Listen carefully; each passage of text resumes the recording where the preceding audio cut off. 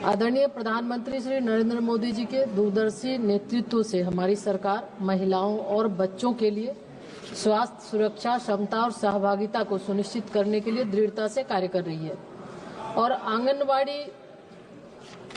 को और सक्षम और प्रभावशाली बनाने के लिए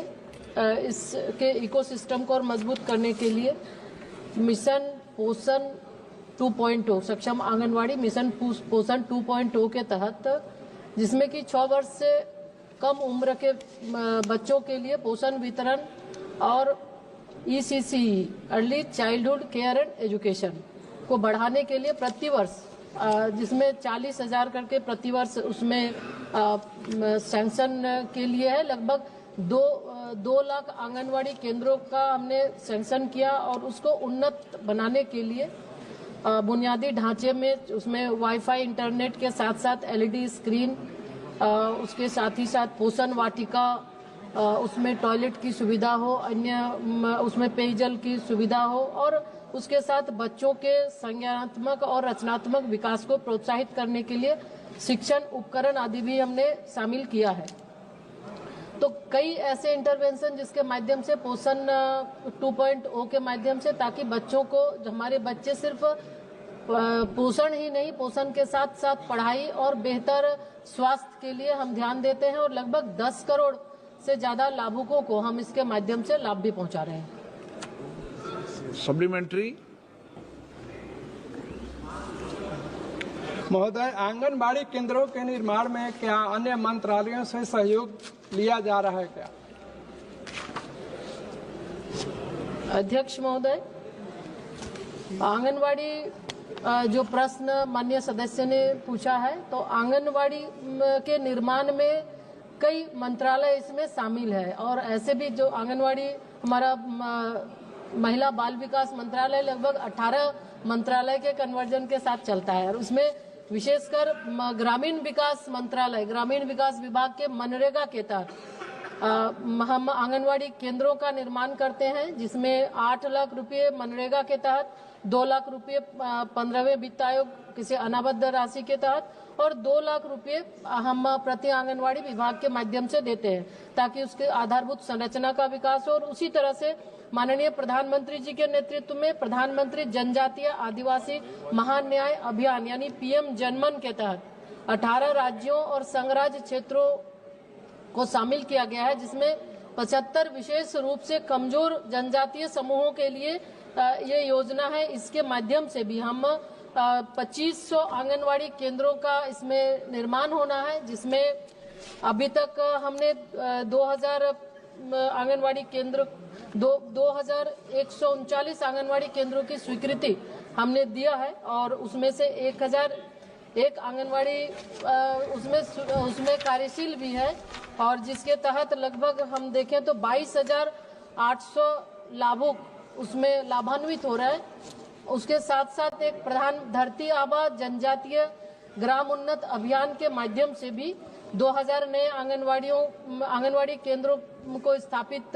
किया जाना है, सक्षम बनाना है और उसके साथ साथ वहाँ पे अन्य जो आंगनवाड़ी और 6000 है उसको भी सक्षम बनाना है। तो इस तरह हम कई विभागों के साथ मिलकर आंगनवाड़ी केंद्रों को सक्षम बना रहे हैं और ताकि उसका लाभ सही ढंग से लोगों को मिले। श्री चंद्रशेखर जी।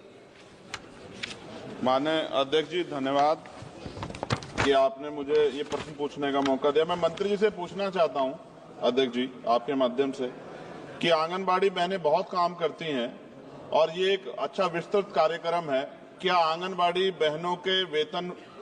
जो मानदेय उनको मिलता है वो कितना है, और अगर ये सम्मानजनक मानदेय है उसकी भी जानकारी दें, और ये सम्मानजनक मानदेय नहीं है आपके, जब आप इसका उत्तर देंगे तो ये भी बता दें कि क्या उनके वेतन वृद्धि की कोई कार्यक्रम, कोई आपके पास रूपरेखा है, क्योंकि ये काम तो बहुत दिया जाता है लेकिन उस तरह का सम्मानजनक मानदेय सर उनको नहीं मिलता। धन्यवाद सर। अध्यक्ष महोदय, क्योंकि आंगनवाड़ी की जो कार्यकर्ता हैं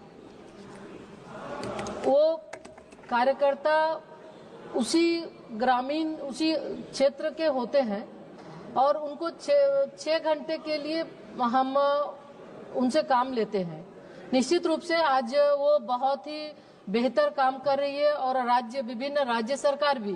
अलग अलग तरीके से उनसे काम ले रही हैं। तो अगर हम देखें तो अलग अलग जो भारत सरकार के माध्यम से भी हम उनको मानदेय देते हैं और समय समय पर मानदेय में बढ़ोतरी भी होती है। मानदेय के अलावे भी हम उनको उनका जीवन बीमा, आयुष्मान भारत के तहत अभी हेल्थ कवरेज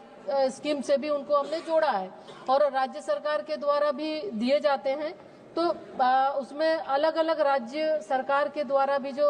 राशि दी जाती है, कहीं 15,000 कहीं 10,000 इस तरह से, और आने वाले समय में भी ये लगा नहीं राज्य सरकार महोदय विभिन्न राज्य जब ये कार्य तो अलग अलग वो टॉप अप देते हैं और टॉप अप के माध्यम से देखेंगे तो विभिन्न राज्यों के इसमें मानदेय एक रूप में नहीं है। हम चूंकि इस प्रश्न से संबंधित नहीं है, हम आपको डिटेल आपको देंगे कि किस राज्य में कितने दिए जा रहे हैं। भारत सरकार समय समय पर 2018 में भी बढ़ाई है और हम जैसा महसूस करते हैं उनको हर तरह की सुविधाएं उपलब्ध करा रहे हैं। श्रीमती संध्या राय। धन्यवाद अध्यक्ष महोदय जी।